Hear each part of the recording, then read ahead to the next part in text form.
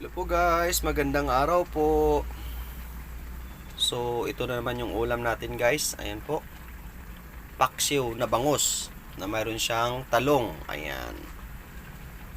Ayan guys. Oh. Tapos sili green, loya, sibuyas at bawang. Ayan.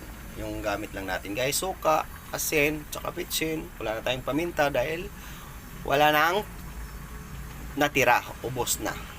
Dahil hindi nakapag grocery. So, yan na lang po yung ginawa natin.